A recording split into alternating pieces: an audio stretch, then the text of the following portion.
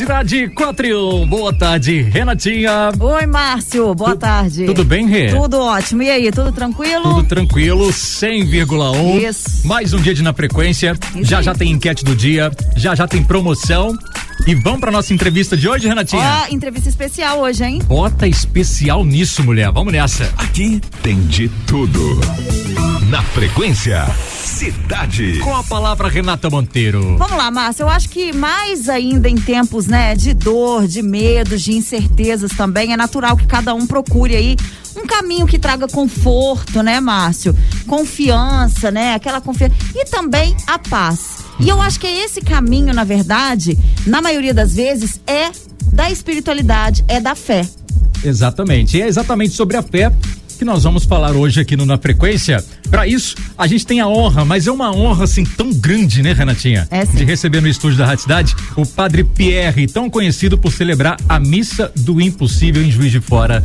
Boa tarde, Padre, bem-vindo. Boa tarde, Padre. Boa tarde, fico muito feliz de poder estar aqui com vocês. A honra e a alegria, a satisfação é minha, junto com vocês, com todo o público da Rádio Cidade, essa rádio que já é expressão, né, alegria, né? Onde tem Rádio Cidade tem alegria. Então fico muito feliz de você estar abrindo a oportunidade de a gente estar aqui, principalmente falando sobre fé nesse momento, como você disse, um momento tão difícil e que a gente é chamado, né, a buscar na fé a possibilidade de, eu sempre digo, a fé é o devir, né? Aquilo que ainda pode vir. E é por isso que a gente mais, sempre, mas mais nesse momento em que todos nós sofremos, né? Com perdas, com esse momento de pandemia. Então nós somos chamados, sem sombra de dúvida, a buscar a espiritualidade como equilíbrio. Eu sempre digo isso, nós vivemos um tempo de desequilíbrio, né? De incerteza. Então a fé, ela adentra exatamente para equalizar a nossa vida, para equilibrar a cada um de nós, né? É justamente essa pergunta que eu gostaria de fazer para o senhor já de início, né? Qual que é a importância da fé nesse momento, né? Em que a gente é tão... as pessoas tendem a ficar descrentes, né? Na esperança de dias melhores. A importância da fé nesse momento. Sim, com certeza. Eu sempre digo, o que é a fé? A fé é você já experimentar aquilo que ainda não tem. Ou seja, eu projeto sem perspectiva, sem chance, mas a fé me faz acreditar que aquilo que ainda não é já começa a acontecer agora. Por que a fé é importante? Porque não se desesperar, né? Porque a desesperança, ela não gera nada. Tem um grande filósofo que diz o seguinte: se você viver a vida acreditando em Deus, passar uma vida pautando todas as suas escolhas, todas as suas decisões, vivendo, né, daquilo que Deus nos inspirou através de Jesus Cristo, e você morrer e Deus existir, valeu a pena. Você ganhou o céu. Viveu uma vida moderada, equilibrada, com valores, e ganhou o céu. Mas se você viveu uma vida pautada nos valores da fé, buscando a fé, pautando a sua vida naquilo que Jesus ensinou e fez, e você morrer e Jesus não existir, valeu a pena também. Por quê? Porque o que é o ser humano sem o esperança? Eu sempre gosto de diferenciar. Existe esperança de esperançar. Esperança, a gente fica sentado aqui no estúdio da rádio, esperando sem se mover. Não. É esperançar. A fé gera em nós a esperançar. O que é isso? É eu acreditar em Deus, mas é eu fazer também aquilo que me compete, né? Então, esperançar é muito mais do que esperança, porque esperança eu fico parado esperando que ela venha. Esperançar não. O esperançar, eu me comprometo com aquilo. Então, nesse momento de pandemia, eu preciso, acima de quê? Eu preciso acreditar que, embora eu vou me cuidar, eu vou andar de máscara, eu vou usar álcool, eu vou evitar aglomerar, mas eu também vou confiar em Deus, né? Tem um Deus que cuida. E se eu desconfiguro Deus da minha vida, se eu tiro de mim o dado significativo da fé, desse esperançar, aonde está a minha confiança? Em quem? Então, por isso que a fé é, sem sombra de dúvida, eu digo isso, né? É você colocar o pé e Deus colocar o chão, né? Então, viver sem fé é viver sem esse esperançar. Viver sem fé é não olhar um amanhã e uma possibilidade de. Então, por isso que a fé, nós somos chamados basicamente e principalmente nesse momento a pautar a nossa vida na fé. Acreditar que as coisas vão melhorar, acreditar que Deus está conosco mas eu também me comprometer naquilo que eu posso fazer. Então, peraí, tô vendo aqui que no estudo da rádio a gente tem divisórias, tá cada um com seu microfone, nós estamos de máscara. Entende? Eu não posso ser inconsequente, chegar aqui e tirar a máscara e todo mundo dividir o microfone e só confiar em Deus. Não é isso.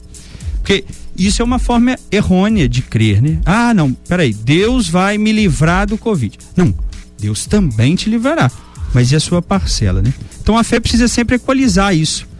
É o meu comprometimento, é o meu esperançar, é o meu movimento, em contrapartida Deus vem nos auxiliando, nos sustentando, nos dando força, sendo de fato o chão para nossa caminhada. Certo. Ô padre, e dito isso, a pandemia fez com que muitas pessoas acreditassem mais em uma força maior, né? Independente aí de religião, enfim, elas passaram a rezar mais, a pedir mais proteção.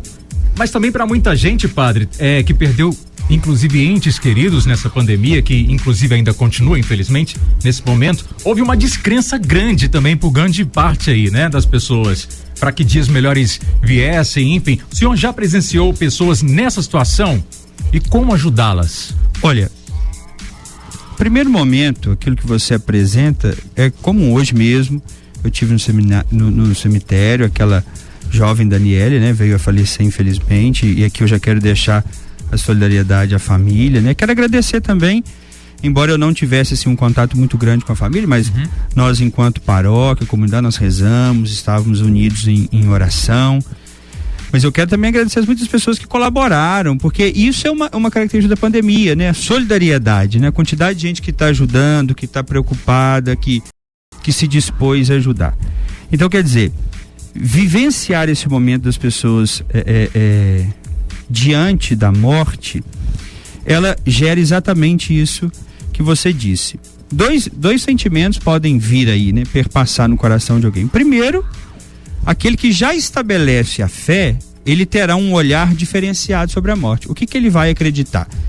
Ele vai acreditar que a morte, ela não é o fim, mas o começo, né? Eu sempre digo isso, Jesus inverteu a dinâmica da vida.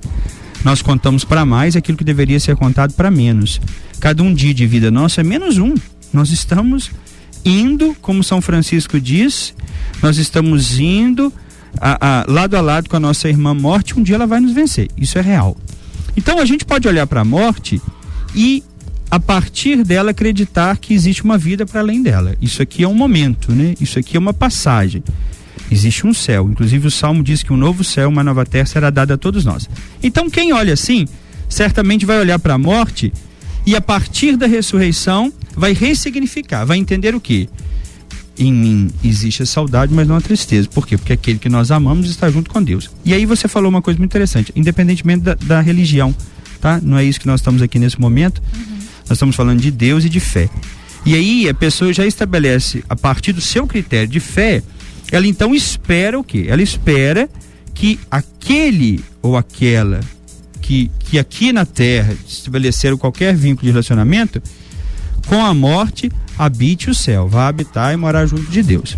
Bem, eu tive várias presenças disso, inclusive foi eu que dei a notícia para a mãe daqueles dois irmãos que faleceram, um na segunda e um na quarta. Ela estava no hospital com o outro filho de Covid, estavam os 4 de Covid, e ela perdeu um filho de 28 e um de 31. Então, eu fui chamado pelo hospital para que eu desse a notícia para ela. Então, naquele momento, diante da dor daquela mãe, o que foi mais triste para mim em toda a vida de padre, foi eu sentir que ela precisava de um abraço e a gente não poder dar, né? Porque eu já estava numa área de alto risco, estava todo com a roupa devidamente, né, para entrar no quarto, mas era ali imputado qualquer possibilidade de contato com ela. Mas diante da dor daquela mãe, ver nela a certeza de que Deus fez o melhor pelos filhos. Isso é fé, né? Quer dizer, cientificamente ninguém prova, racionalmente eu não tenho como dizer que tá, mas a fé me faz acreditar que os filhos dessa senhora estão com Deus. Isso é fé, tá? E nessa perspectiva, eu, graças a Deus, me relaciono com um número muito maior de pessoas que acreditam, embora ali fragilizado com o sofrimento, embora exista ali, né, o momento de dor, o luto, mas a fé os move e os conduz a acreditar que aqueles que eles amaram estão com Deus. Você me disse do outro dado, né? Daquelas pessoas que olham a morte e talvez por uma compreensão limitada acreditam que a morte é o fim, né? Morreu, acabou. Isso é... O número de pessoas com as quais eu tive ao longo dessa minha vida de padre é pequeno, mas elas existem. E aí, o importante é fazer todo um caminho com essa pessoa, né?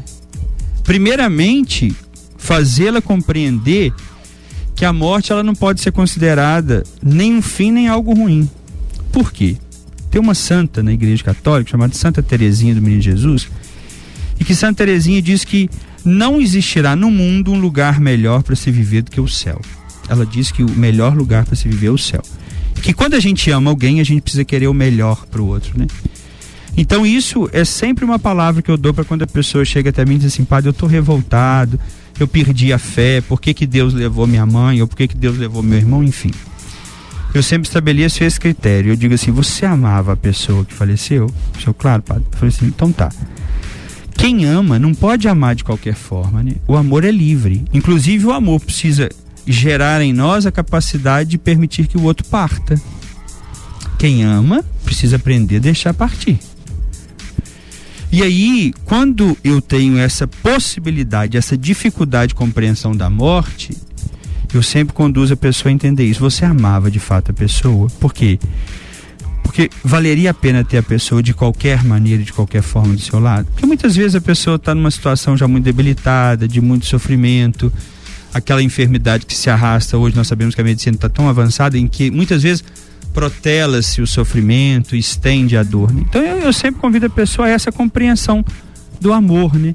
Quer dizer, você consegue compreender que essa pessoa, nesse momento, ter ido habitar a casa de Deus, ter ido morar com Deus, não seria muito melhor para ela? E na relação dela com Deus? E se foi a própria pessoa que disse: eu não aguento mais sofrer? Porque a gente vê, eu vou visitar no hospital, às vezes as pessoas dizem assim: padre, reza para mim morrer, porque eu não aguento mais sofrer. Quer dizer, e a vontade da pessoa não está sendo ali respeitada? E se isso partiu no momento de sofrimento, a pessoa desistiu de viver, entendeu outro sentido da vida, e talvez a pessoa tenha ali pedido, inclusive até isso a Deus: oh meu Deus, eu não quero sofrer mais, né? Então, quer dizer, quando alguém vem não conformado com a morte, eu tiro, desconsidero o dado de Deus no primeiro momento e digo a ela assim: vamos pensar na pessoa que morreu.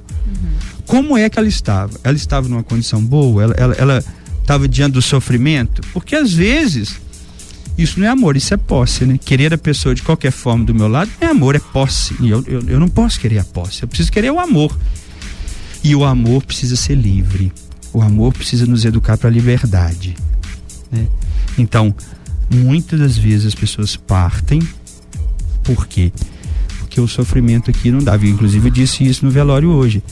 Eu disse: quando Deus permite que a irmã morte habita, é porque a gente não dá conta mais de cuidar. Porque enquanto houver esperança, a pessoa vai ficando. Quantas pessoas se recuperaram, quantas pessoas vivem, e outras tantas. Por que elas? Porque de alguma maneira Deus a olhou, Deus cuidou delas e Deus compreendeu que não haveria mais o que nós humanamente fazer. Então, a cura, a morte também é uma cura, né? É muito bonito que às vezes lá na missa do impossível as pessoas dão um testemunho e ela diz assim: olha, padre, eu rezei muito para o meu pai melhorar e ele morreu, e eu entendi que essa foi a forma com que Deus curou. Então a morte também é uma cura, né? Então cada um vai estabelecendo a sua forma de crer. E se cada um já estabelece com Deus uma capacidade de perceber que Deus é bom, que Deus nos ajuda, na dificuldade a gente invoca, por que a dificuldade de entender quando alguém vai morar com Deus, né? Então a gente precisa se educar para a partida. Quem ama precisa compreender que às vezes o amor distante é maior do que o amor presente, né? Com certeza, a gente precisa aprender, né? É porque a gente é muito egoísta, né? Assim, de querer aquela pessoa que ela não vá, né? E é exatamente isso que o senhor falou, né? Se a gente ama, a gente tem que deixar a pessoa ir, porque a gente não pode ser tão possessivo assim, sim, né? Com certeza, é claro que a dor, a tristeza, elas ficam no coração, e é né? importante sentir, né? Claro, e o luto, às vezes a pessoa chega lá e fala assim: ah, pá, tem uma semana que a minha mãe, meu pai morreu, meu esposo morreu, minha esposa. Tira essa dor. Eu falo: não, essa dor tem que ficar. Quer dizer, você viveu tantos anos com a pessoa, como é que é essa subtração? Viveu 20 anos com a pessoa, quer tirar em uma semana? Não, a conta não fecha. Então, passar pela dor, passar pela experiência da perda e crescer nela, né? A minha avó tinha um ditado muito interessante lá na minha cidade. Depois, quando eu fiz filosofia, eu entendi aqui que a minha avó queria dizer, né? Minha avó dizia assim que o amanhã não existe, né? Só existe o hoje. E os grandes filósofos falam isso, né? A única coisa que a gente tem é o agora, né?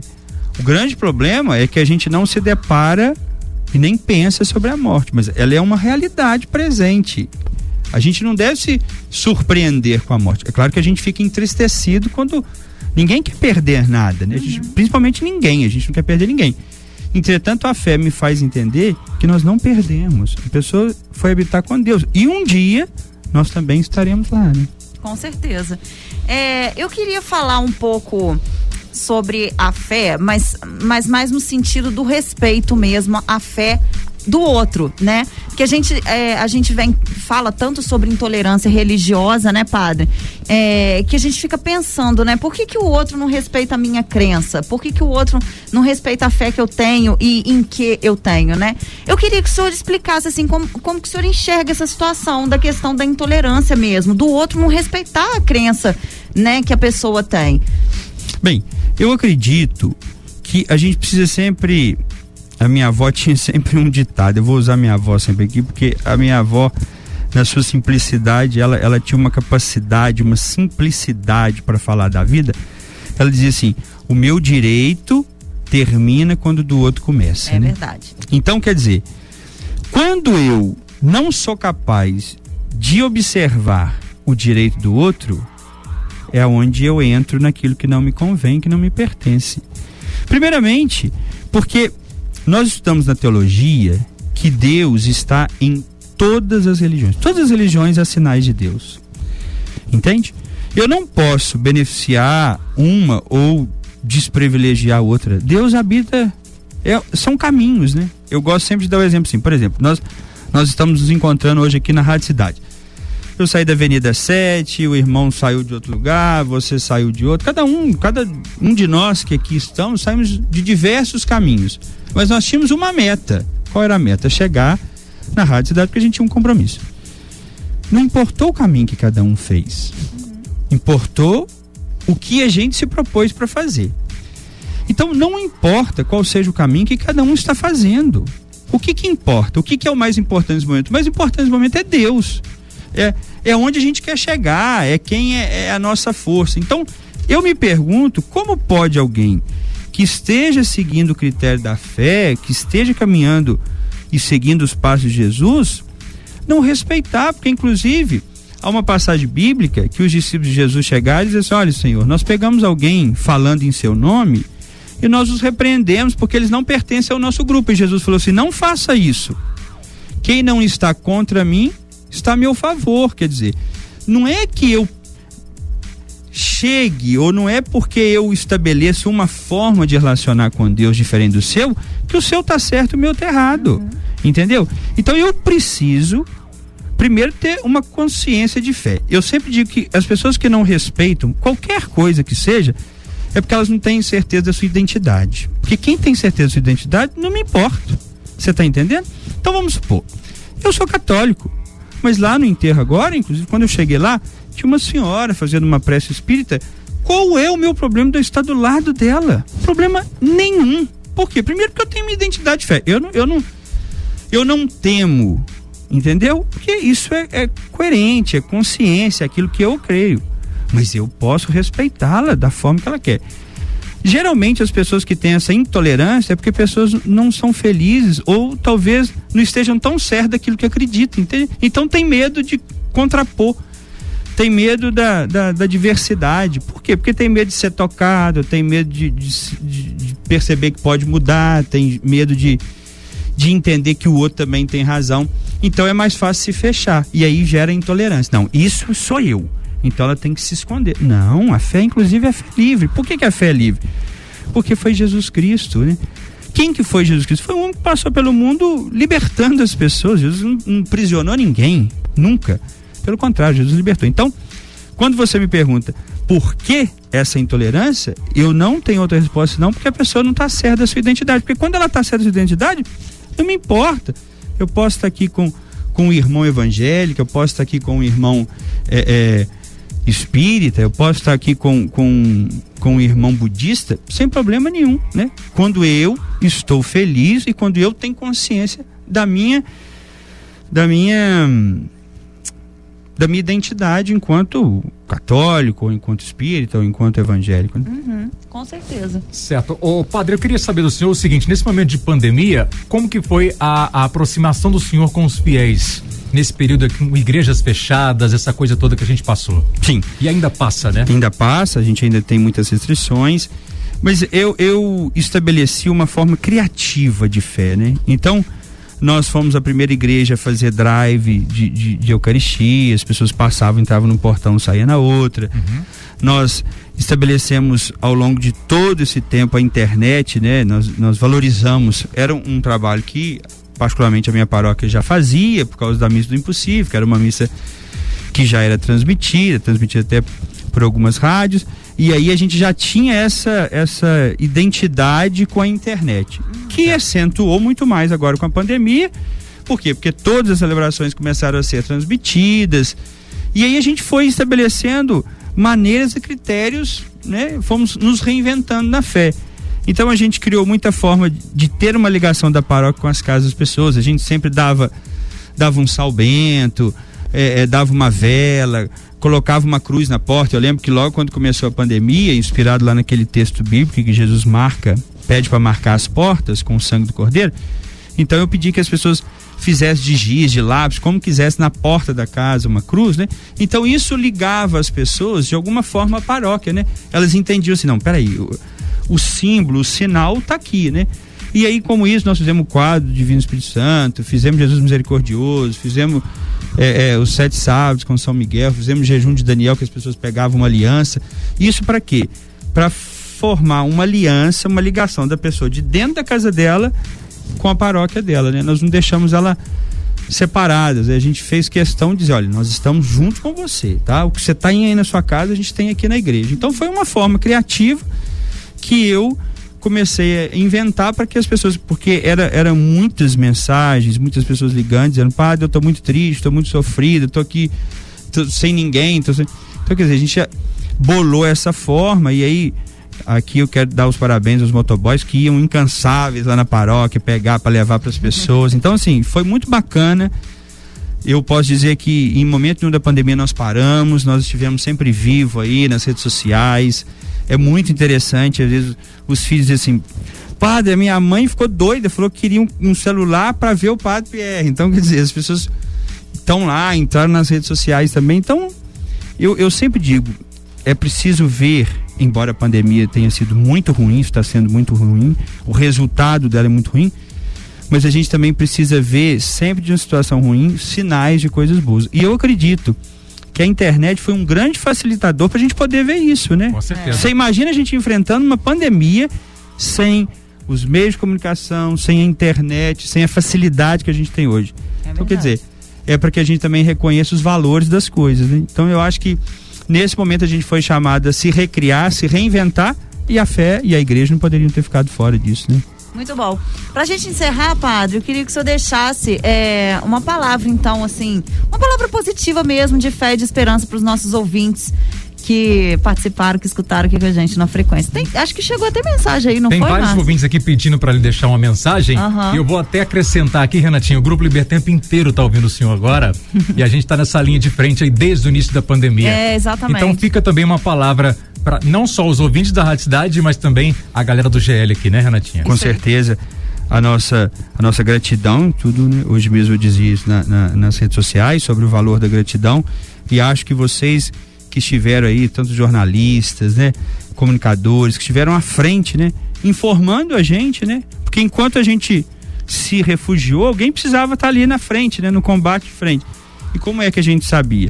Através de vocês, que tinham que estar aqui, que saíam das suas casas, muitas vezes até expondo as pessoas que estavam em casa.